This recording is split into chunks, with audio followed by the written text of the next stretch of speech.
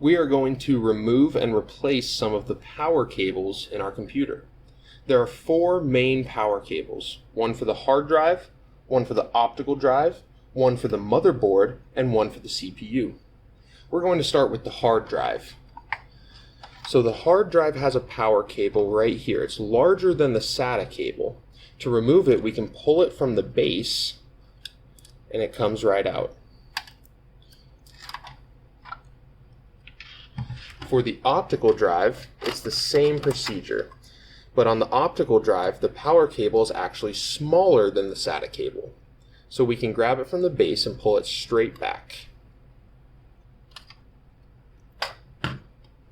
For both the optical drive and the hard drive, we can notice here in the plugs that the notch is actually in an L shape, which means these power plugs will only plug in one direction.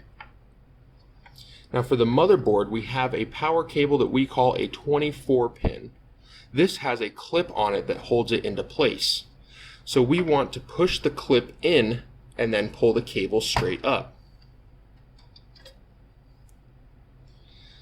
Now these pins in the 24 pin power cable all have different shapes, which means this plug will only go into the connector in one direction. The CPU power cable is right over here, and just like the 24 pin, it also has a clip that we must push in before we pull it up. And similarly, each pin on here is a different shape as well, so it will only go into the connector in one direction.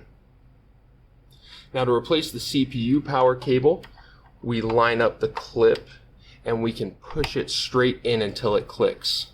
And the same goes for the 24 pin motherboard power cable. For the optical drive, we want to make sure the L-shaped notch on the power cable is lined up correctly with the connector, and we can push it right back in.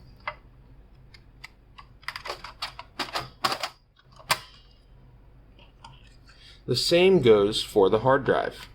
So we line up the L-shaped connector with the hard drive connection here, and we can push it right on in.